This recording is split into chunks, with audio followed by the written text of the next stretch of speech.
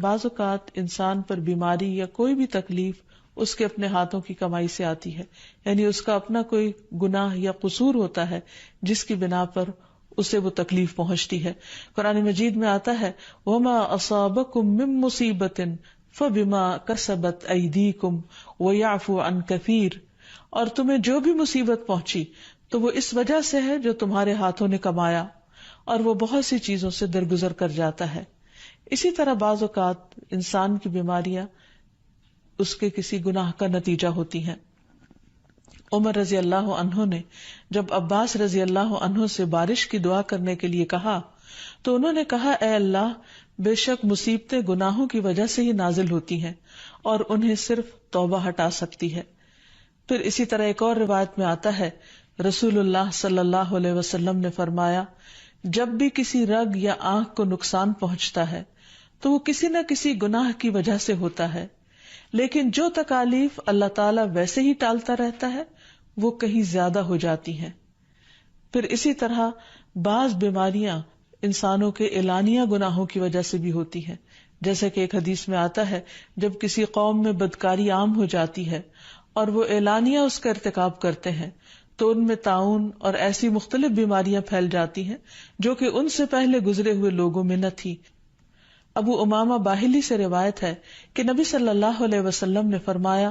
جس بندے کو بھی بیماری سے پچھاڑ دیا گیا ہو تو اللہ تعالیٰ اسے جب بیماری سے اٹھاتا ہے تو وہ پاک ہوتا ہے. تو یہ ایک حقیقت ہے کہ انسان کے گناہ اس کے لیے مشکلات کا سبب بنتے ہیں. امام ابن القیم الجوزیہ لکھتے ہیں، ان کی ایک مشہور کتاب ہے الداء والدواء، بیماریاں اور علاج، اس میں وہ کہتے ہیں کہ کوئی بھی گناہ ایسا نہیں کہ جس کے اثرات نہ ہوں.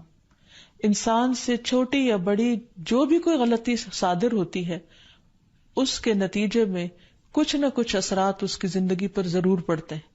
ہاں اگر اللہ تعالیٰ معاف کر دے تو وہ اور بات ہے، ورنہ ہر گناہ کی ایک تاثیر ہوتی ہے، اور ان تاثیرات میں سے ایک چیز یہ ہے کہ انسان مختلف قسم کی بیماریوں میں مبتلا ہو جاتا ہے. اسی لیے ہم دیکھتے ہیں کہ جب انسان بیماری میں مبتلا ہوتا ہے تو اللہ تعالیٰ اس بیماری کو اس کے گناہوں کا کفارہ بنا دیتے ہیں. جیسے حدیث میں آتا ہے کہ جس مسلمان کو کانٹا چبھے یا اس سے زیادہ کوئی تکلیف پہنچتی ہے تو اللہ تعالیٰ اس کے ذریعے اس کے گناہوں کو اس طرح دور کر دیتا ہے جس طرح درخت سے اس کے پتے جھڑتے ہیں. تو اس سے ہمیں یہ پتہ چلتا ہے کہ بیماریوں کے آنے کے مختلف اسباب ہوتے ہیں. بیماری بہرحال جس بھی وجہ سے آئے، لیکن اصل چیز دیکھنے کی یہ ہے کہ مومن کا رویہ کیا ہے. مومن کو اگر کوئی کانٹا بھی چبھتا ہے تو وہ اس پر صبر کرتا ہے. اس لیے بیماری یا تکلیف کے آنے پر انسان کو اللہ سے راضی رہنا چاہیے، شکوہ نہیں کرنا چاہیے،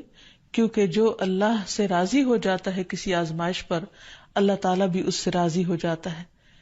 پھر اسی طرح اللہ تعالیٰ کا شکر ادا کرنا چاہیے، کیونکہ بیماری اس سے زیادہ شدید بھی ہو سکتی تھی. لہذا انسان کو اللہ تعالیٰ جس حال میں رکھے انسان اس پر شکر گزار رہے.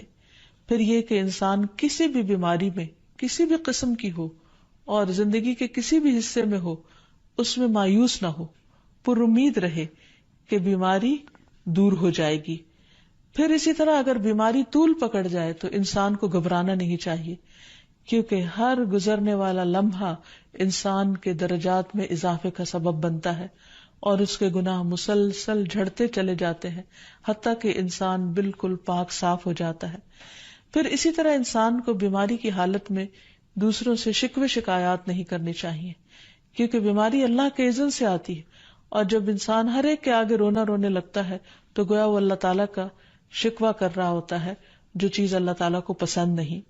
پھر اسی طرح منہ سے برے الفاظ نہیں نکالنے چاہیے، بیماریوں کو کوسنا نہیں چاہیے، اور پھر ایسے الفاظ نہیں ادا کرنے چاہیے کہ مجھے لگتا ہے کہ اس بیماری میں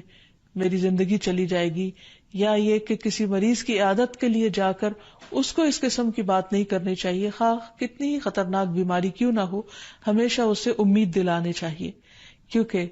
مایوسی کے الفاظ اور برے بھلے اور منفی قسم کی باتیں اللہ تعالیٰ کو پسند نہیں،